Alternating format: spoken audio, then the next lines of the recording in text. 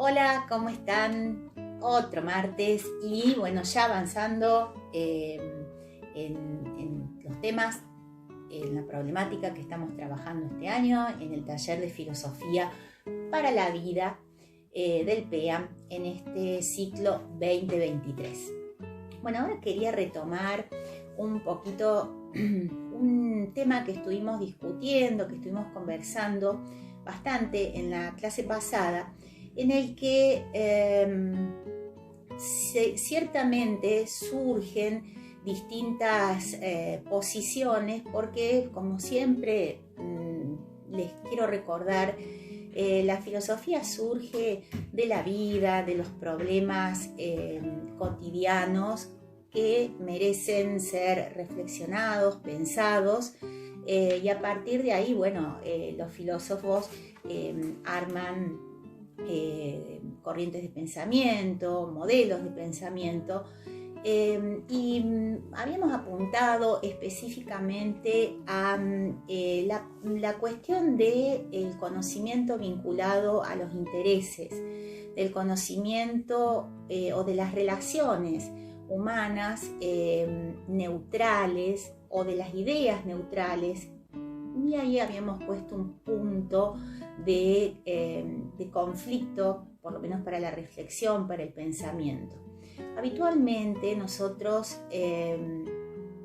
incluso creemos que estamos en una posición correcta, incluso políticamente correcta, incluso éticamente correcta, cuando decimos, bueno, yo no tomo posición, yo soy neutral, con lo cual estamos diciendo que somos neutralmente valorativos, es decir, no estamos ni de un lado ni del otro, no estamos a favor de algo, pero tampoco estamos en contra.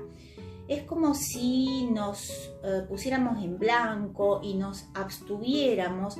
Muchas veces este tipo de posicionamiento se justifica con una apelación a una apelación casi ética, les diría, de no tomar partido, de no afirmarse en una convicción, en una idea, y ser, como decimos, neutrales, aceptar todo, aún en sus profundas contradicciones y aún en sus profundas consecuencias, a veces negativas, no solamente para nosotros como personas en nuestra vida individual, sino para nuestra comunidad, para nuestros grupos de referencia, incluso para nuestra sociedad. Es decir, no tomo posición. De ahí se sigue también muy habitualmente la afirmación, insisto, en el café, a nivel coloquial, en la familia o en situaciones de reunión social, decía que incluso en el aula, ¿no?, se afirma que una persona es apolítica. Entonces uno dice, bueno, yo la verdad es que no voy a opinar, no quiero hablar de política, mucho menos en la mesa del domingo, eso está bueno, digamos, pero en ningún contexto hay una negación a hablar de la política, seguida incluso de una crítica a las personas que ejercen la política y seguida de una crítica a las acciones políticas. Con lo cual se, diría yo, a ver si esta palabra se me permite, se descomprometen de la realidad y de incluso enfrentarse con algún tipo de confrontación, discutir.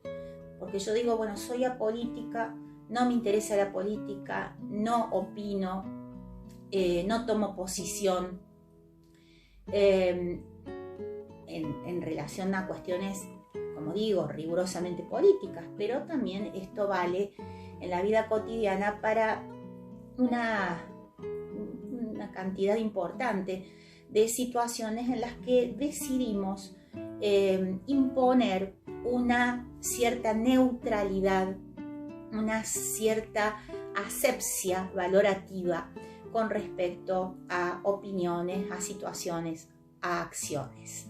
¿Qué tenemos que decir con respecto a esto?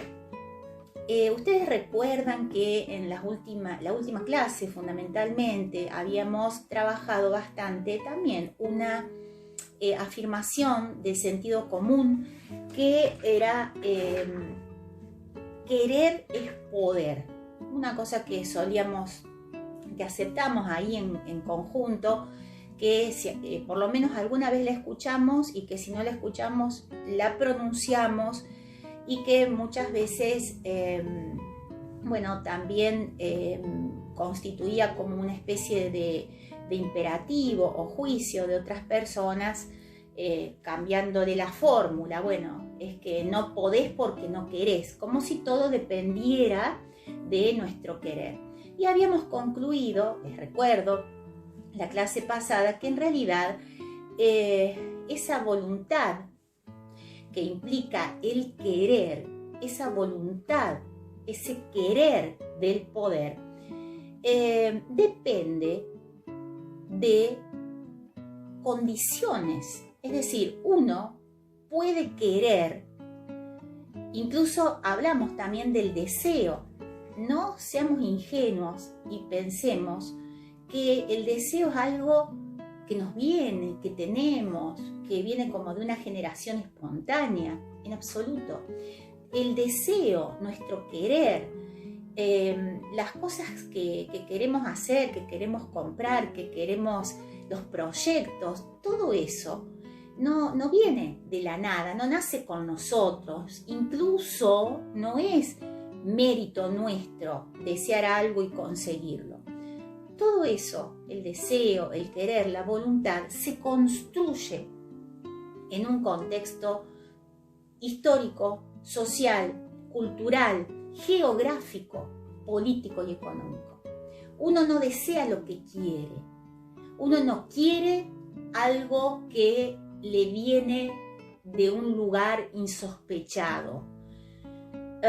Por el contrario, el deseo, el querer, es algo que se construye en un contexto social y que por ser algo que se construye en un contexto social, justamente su realización, la realización de un deseo, de querer algo, ya sea material, ya sea espiritual, del orden que ustedes quieran pensar, depende de las condiciones materiales de vida.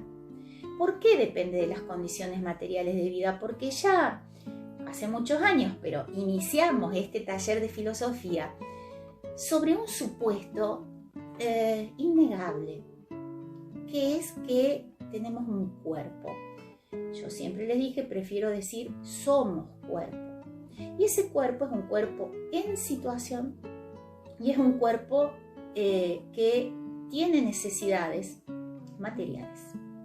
Entonces decíamos, si uno, ¿quién puede desear ser filósofo, ser músico, ser artista, si tiene hambre, si tiene la panza vacía, si no tiene acceso a la salud, si no tiene acceso a la educación, si no puede ir a la escuela o a la universidad porque el colectivo no va desde su barrio hasta la universidad o hasta la escuela, e incluso acá hasta el PEAM. Podemos haber construido incluso un deseo por razones que inmediatamente voy a explicar, pero necesitamos absolutamente, sí o sí, de condiciones materiales para su realización. Bien, ¿de dónde vienen esas condiciones materiales? Obviamente vienen, tal como lo analizamos la clase pasada, vienen de un ordenamiento social. Y ahí podríamos decir el gran hallazgo de Foucault y de autores anteriores a Foucault, y ni que hablar de los autores que ya no pueden sino pensar la realidad a partir de Foucault. Decía que esas condiciones materiales que hacen posible que se construya nuestro deseo, pero que además se realice nuestro deseo, viene de un ordenamiento social. Toda sociedad, fundamentalmente a partir de la edad moderna, pero podríamos decir que esto ha sucedido siempre en cualquier sociedad, necesita mecanismos de cohesión. Mecanismos de cohesión, ¿qué serían? En todo caso, acuerdos. Si no eran acuerdos, eran imposiciones, mandatos, órdenes, leyes, lo que sea, para que la cantidad de personas reunidas y que viven en un determinado espacio puedan vivir sin invadirse, sin dejar al otro sin comida o sin salud o sin un lugar para dormir. Entonces hay que, como dijeron ya varios teóricos de la modernidad, hay que generar contratos sociales, pactos sociales, lo que nosotros diríamos, bueno, ponernos de acuerdo para habitar en un mismo espacio, para que las cosas que hay para repartir se repartan de la manera más equitativa, que no quiere decir igualitaria, sino equitativa. A lo mejor por mi altura, la mía no seguramente, pero si yo fuera muy alta o más corpulenta, a lo mejor necesito más alimento, por decir un ejemplo tonto, pero necesito más alimento que otra persona que tiene otras condiciones físicas o orgánicas o viceversa, no sé, pero quiero decir, esto de la equidad es muy importante en los pactos sociales, en los acuerdos de convivencia. Ahora bien, esos acuerdos entonces, cuando son acuerdos, cuando no son por una imposición por ahí autoritaria, que también es una fórmula históricamente identificable de ordenar la sociedad, bueno, viene uno que se erige rey y manda lo que hay que hacer, entonces también es una forma de ejercer un orden social. Pero lo cierto es que, sobre todo desde la modernidad, en la cual se produce el advenimiento de la cultura laica, ya lo vamos a explicar en otra ocasión bien de qué se trata esto. El orden social depende de los contratos sociales, de los acuerdos sociales entre los distintos estamentos sociales, entre las distintas personas. Entonces, ¿cuál es el punto? Que ese ordenamiento social, esas reglas sociales, en realidad constituyen en definitiva dispositivos de poder. Esos dispositivos de poder que organizan a la sociedad de una u otra manera generan en realidad modelos de relación social. Ahora bien, otro día hablamos de cuáles son los modelos, pero lo importante hoy de comprender y de cerrar esta idea es que esos modelos responden a intereses de quienes tienen la conducción, el dominio de el poder en esa sociedad. Entonces, a eso queríamos llegar y con eso queremos cerrar esta intervención. No hay ordenamiento social, no hay acción social, no hay intervención personal en ninguna actividad o pensamiento o discusión o situación vital que se genere dentro de una sociedad en la que siempre está el otro. No hay todo esto sin un interés. Entonces estamos diciendo, no es que partimos de para organizar una sociedad o para intervenir en una discusión, no es que estamos partiendo de una verdad absoluta, de una verdad revelada, de un piso, ahí de un punto de vista arquimédico, o un piso así sólido, donde podemos pararnos y sentirnos completamente seguros. No, por el contrario, y por suerte, ya les digo por qué, por suerte, todo lo hacemos desde intereses, desde convicciones, desde miradas de mundo, desde cosmovisiones, desde un lugar en el que tenemos una perspectiva de la realidad, que sería bueno que la revisáramos permanentemente, que la cuestionáramos permanentemente, porque, como siempre afirmamos, la realidad es dinámica, cambia permanentemente, y nosotros vamos en ese acontecimiento también en un constante proceso de transformación y de cambio. Volviendo al ejemplo, cuando decimos que somos neutralmente valorativos, en realidad estamos tomando una posición, la posición de no intervenir, de no jugarnos y de dejar que las cosas acontezcan, y esa es una acción interesada, no meterme, por ejemplo. Sin embargo, tengo una idea, tengo una convicción, tengo una posición. Cuando digo que soy apolítico, apolítica, esa expresión ya me ubica en una posición política, porque el decir que soy apolítico es tomar una posición política con respecto al mundo, a la realidad y al ordenamiento, como decía, de las cosas en el mundo.